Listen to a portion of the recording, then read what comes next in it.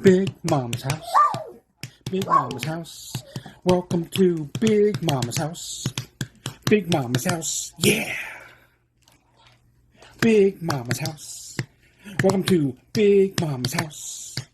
Big Mama's house. Yeah. Welcome back to Big Mama's house, y'all. It is I, Mama, here today. We're going to do something new, okay? This is a series that I am starting called Tales of a Middle-Aged White Woman. It's just about us hanging out. Every episode will have some kind of a personal story or situation. Then we'll talk about something public in the news. And then we will either do a Q&A if you guys want to send me questions about shows or us or whatever, or we can do like reviews of things. Right now I am reading the Corey Feldman biography called Choreography. I will be doing some reviews on that. Anything else that you guys would like me to do a review on, or someone that you would like me to do like some research on, give you guys kind of like the download on everything, be happy to do that. Or like opinion things like Emma the Asshole story, stuff like that. And again, if you guys have Emma the Asshole situations or petty revenge or my boss is an asshole stories, things like that, send them to me. We would love to talk about that and it'd be a lot of fun, I think. And I think I've decided, I think it just came naturally to call everyone that loves us, hopefully all of you, to call you fams because kind of fan, right? But you guys are family. You know, we're going to get to know each other. You're going to get to know us in and out, you know, probably better than some of our family does. Um, and so fams, so like you're my fam, right? So you're my fams. I hope you guys like it. If you hate it or have better ideas, if you're more clever than me, please let me know. I'll happy to consider any nice suggestions. Um, this time I want to talk a little bit about Halloween since we just kind of got over all that not too long ago. Um, Halloween as a middle-aged white woman is sad now. Um, our kids are fully grown. They're like everyone's working, like no one's even really doing anything, nobody cares. And it just like makes me very nostalgic. Like I remember, you know, Mallow was my first baby, and her first Halloween, she was like a day old. And so when we're leaving the hospital after I had her, she went on a little trick-or-treating around the hospital, the children's ward. It was really, really cute. Um, and then her second Halloween, I made her a little Pebbles costume and made a little bow, like hair tie, and put her hair up like Pebbles, and it was so freaking cute. I swear she looked just like her. Um, and then whenever she was 3, I was pregnant with Lizard and I was on bed rest. But I had made her this adorable little doctor thing with like the little blue scrubs and the white doctor jacket to go over it and like or doctor coat, I mean. And it was so stinking cute. And I was like, there's no way I'm missing my little 3-year-old baby's Halloween, you know? Like she may not remember it, but I want to be there to tell her that I was there, you know? And so I was mostly in the car, and my poor grandmother, who was in her early 70s and had really severe rheumatoid arthritis, took her trick-or-treating because I don't even remember where my then husband was, but he did not go along, which was typical. He was never around for anything like that. Um, and then I remember there was a year back before Papa was properly home trained, if you know what I mean. And the kids were little, and it was a rainy Halloween. It was miserable and cold out. And Papa decided he was just going to stay in the nice, warm, dry car and drive around, you know, the block to meet us and whatever. And while I walked with the kids in the rain and it got soaked and cold. Yeah, he wasn't quite the gentleman then that he is now. So he's grown so much. Do not come for him, please. Um, and then there was a couple Halloweens when my younger sister and her kids, we all went trick-or-treating together. That was really, really special. And like when the kids got to like middle school age, then we never went trick-or-treating alone. A lot of her friends didn't have parents that were very involved, and so they would just go off and do their own thing by themselves. And they would ask, like, hey, do you want to, and we're like, hey, you want to come trick or treating with us? We're happy to take you around with us, and we'll drop you off at home when we're done. And we did that. I mean, that happened almost every year. There was always an extra kid around for Halloween, which is great. I always wanted a house full of kids. I wish I could have had that many. But yeah, I love having kids around. Having the kids' friends around was always fun. Um, and it's just sad now. Like Lizard, I know she was like 21 last Halloween, but she looks very, very, very young, and she totally passed for being um not much older than trick-or-treating age. And so she went all the way up to last year. Every year she was like, oh, I'm not going this year, and the last minute she'd be like, oh, I'm gonna go trick-or-treating. And she throw together a costume, and we take her because why not draw it out a little bit more. And free candy. It's fun. Look, all the lights and decorations and the kids in their costumes. It's just an excuse to go out and enjoy all that. And every year for our tradition, we would start off the night on Halloween at Sonic. It used to be free corn dogs, but now they're 50 cents, which is still cheap. I'm not complaining. And we would always start off Halloween at Sonic because the car hops would always dress up in cute stuff, and they used to give out candy. I don't know if they still do. But yeah, it was always fun to start the night there. It was very popular, and it started the night off right with a full tummy and treats from Sonic. And I am not in any way being paid promotion, whatever, from Sonic. This is just our family's personal experience. And yes, I check the candy every time, every single piece, because I'm a good Midwestern mom, and that is what we were taught to do. Even though it's probably urban legends and whatever, those paranoias run deep. And if you guys have anything like that you can kind of relate with me with, please share, because sometimes I feel like I'm this crazy, like overprotective, like mom that like takes some things way too seriously. Let me know if maybe I'm not in the minority in this. So I would appreciate any kind of backup. So that is my personal story. Yes, hi Molly. You gonna tell everybody hi on the podcast? Mm, It's okay. Shh, shh, shh. Don't make me pause. No, it's okay. Um, anyway, Halloween has always been like a very special. Hold on, guys. Sorry, guys. We live here. This is our house. We don't have a studio. We don't have any kind of special setup. We just, this is our home and stuff happens.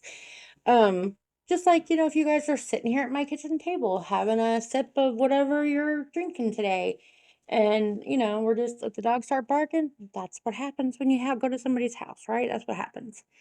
Sorry about that. Anyway, um, yeah, so that was my personal thing. It's just Halloween was always very special to us. Papa always loved Halloween. He got very excited. He'd decorate the whole house. We'd put lights out, like the spooky green and orange lights, and decorate and everything. But this year, he's just been so depressed about being out of work for so long, and bills piling up. And now he's got this new job that he just started, and it's a crap show. He's doing his best to straighten it all out, but it's a lot of stress, it's a lot of pressure, and it's very far from home. So it's a long drive for him every day, and he's just exhausted. So he just had no energy or fucks to give about Halloween this year, and that really made me sad too. But hopefully next year, well, I'll have to plan something for us to do, have a party or go to a party or do something. Just, enjoy the holiday, make it new as like supposed empty nesters. Our nest isn't empty, but they're adults and they do their own thing. So we're kind of like empty nesters, if that makes any sense. But our news story for the day. Are y'all ready for this?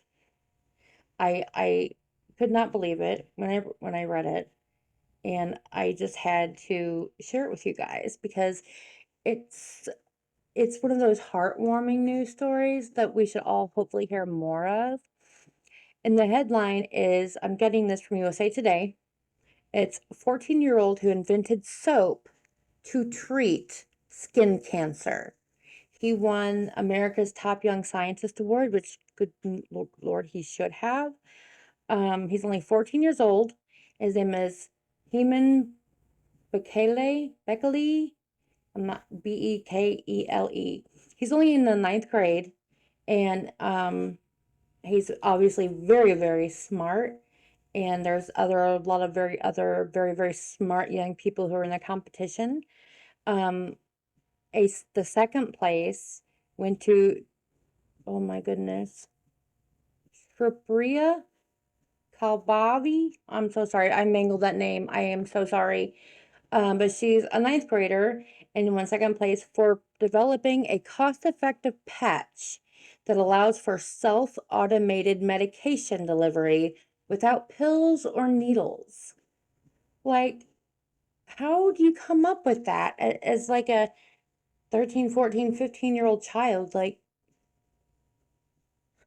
wow. And why aren't our like adult scientists or supposedly like the geniuses of the world not doing these things? Or maybe they can and they just don't want to because, they're making too much money. Just my opinion, y'all. And then Sarah Wang, seventh grader. Okay, so seventh grader, that's like, I don't know, 14 years old maybe? No, seventh grade. That's like 12.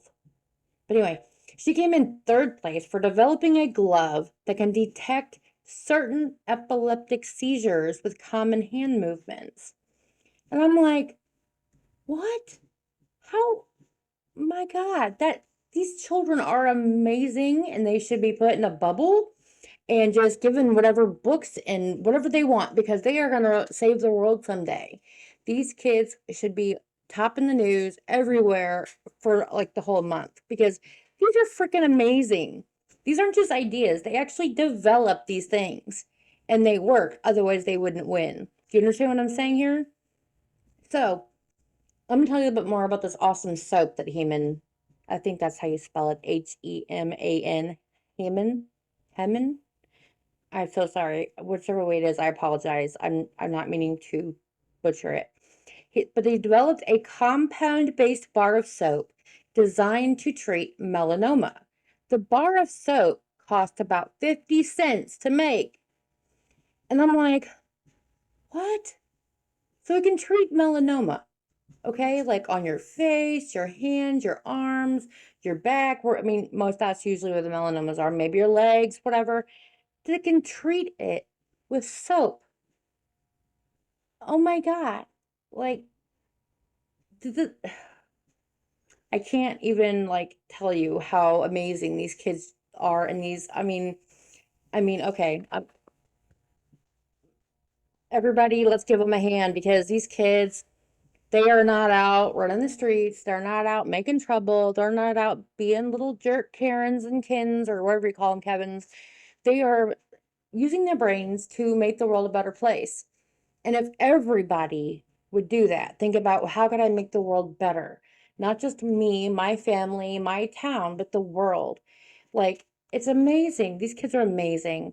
And just a little PSA, I'm going to put this out there, you guys, because skin cancer is really gotten more and more and more prevalent in the last few years. The article says the rate of new cases rose to 24.1 people per 100,000 in 2019 compared to 14.6 in 1992. So it is one of the most commonly diagnosed groups of cancer worldwide, with 1.5 million new cases estimated in 2020, which of course that was, a few years ago, so God knows how much it is now. But please, people, wear your sunscreen. Like when I go I know we talk about go to the pool all the time. I wear SPF 100 because I am a middle-aged white woman and I burn because I have little Norwegian genes or something. I don't know.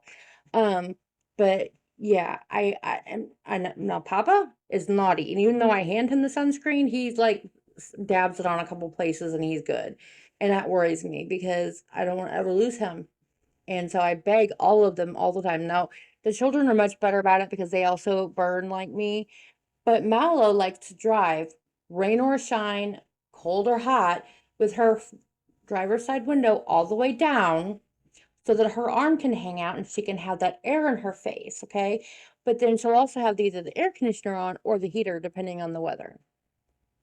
Like, y'all, I cannot tell you how many times I've had this conversation, this argument with her, but it does no good. She's an adult. It's her money. It's her car. It's her gas. It's whatever. But what worries me is that her arm is tan, very tan, the one arm, forearm, like all year round almost. And she doesn't, of course, use sunscreen before she just hops in the car somewhere. And so that worries me. And these are legit concerns I have because my family, like you'll find out, because I'm gonna do it, it's gonna be part of the whole series. They don't take care of themselves properly, and it really frustrates me. But anyway, sorry about my little side tangent there, you guys. But these kids are so amazing, and please wear your sunscreen. Use a hat or loose clothing, those longer sleeves. Cut. I'm terrible about that. But when we go to the pool, I wear sunglasses, I wear a hat, and I wear SPF 100. And half the time I'm under an umbrella because if I get too hot, then my body doesn't regulate the temperature very well, and I will pass out and die. Maybe not literally die, but I get heat stroke. So yeah, even that I got fairly tan this summer and it was nice. But please use your sunscreen, y'all. Be safe. We don't want anything to happen to any of our fams, and that would make me very sad. And I know a lot of us in our middle age, we have health issues anyway, so we don't need to add anything to that, right? We don't need to add troubles to what we already got. Um, so my next thought here was I looked at my horoscope today, and I don't do that very often. It's very rare. If I just happen to see it, I'll like, oh, okay, what is it today? And this one today, and I'm telling you, there's something about horoscopes with the alignment of the moon and the stars and all that. I am not a big, like, you know, new agey person at all, but I kind of believe there's something to it because it's always kind of freaking accurate with me, like almost creepy, like spot on sometimes. Mine today says, as Mars and I'm going to say Uranus because that's the way I was raised to say it, not Uranus. Uh, as Mars and Uranus clash, you're on the warpath. That's been me the last few days. It says your anger might be justified, but conflict can taint your reputation. Someone is hoping to provoke your downfall. Don't give them the satisfaction. There are always ways to resolve this issue without pulling punches. Be the bigger person. Woo! That's a lot, y'all. Because I've been really angry lately, and not angry, but just my fuse that is usually about 10 miles long is about a half an inch long right now. Like I said, it's been very, very stressful this year. It's been we call it the year of suck for a reason. This entire year has been just completely freaking awful. Um, and I guess I'm just, my frustration is getting to that point where it's always there. And man, the last few days, anytime anyone has said anything that like they did what? I'm just like, oh my God, where are they? Let me talk to them. I want to talk to them because that's just where I've been at. And I don't know if someone really is going to try to provoke my downfall, but I also kind of believe that maybe that's just um the bad energy in the world. I believe there's good energy and bad energy, and I try my very best to put out good energy so I get good back. But I'm only human, and I've been in the heat of the moment and done and said things that were not cool, and I feel bad about. But I am mature now. I am that middle-aged white woman, and um, I try to use my words and keep things cool because my thing is, am I going to care about this in 10 years? If the answer to that is yes, then my reaction is going to be a lot bigger than the answer like I won't even remember this next week. Then it's not even worth getting upset about it. You know what I mean? That's my theory about things. So I hope that I'm going to take my horoscope's advice and I'm going to try to bring my zen back, get back to center. Just kind of have my faith sustain me and try to keep cool because I know it's got to end. This stuff cannot continue. I'm over it. I'm done. I am ready for the earth suck to be over because it has been a lot. Um, But I hope you guys have had a wonderful year. I hope you guys are having a fabulous day wherever you are. I wish you peace and happiness and love and sunshine and rainbows and kittens and butterflies and all the happy things because doggone it, we all deserve it. You know what I mean? And we all got to stick together in this world because if not, what's it all for? It's my opinion. That's my thought on it. What do you guys think? I want to hear what you guys think. If you have anything you would like to hear us, if you think this is dumb and you never want to hear another episode, please don't say that to me. I'm really fragile right now. I might just cry. But if you have something nice to say, and I want to shout out. One of our fans sent a really nice message on our comments on Facebook. It was a Sister Wives fan, and it meant a lot. I burst into tears because I really needed that nice reinforcement that someone cares that we're here, you know what I mean? So that meant a lot, so thank you to them. And I hope all of you are, I'm not like fishing for compliments here, guys. I'm just saying it means a lot, and it really meant a lot that someone took the time just to write a nice message to me. That that matters. Again, that good energy, and so I hope I am sending all of you all the good energy for the rest of your day, the rest of your week until we talk again. And, until next time, please wear your seatbelt, be safe, please use your turn signal, that be safe, please spay and neuter your pets because, they deserve it too. And please be kind.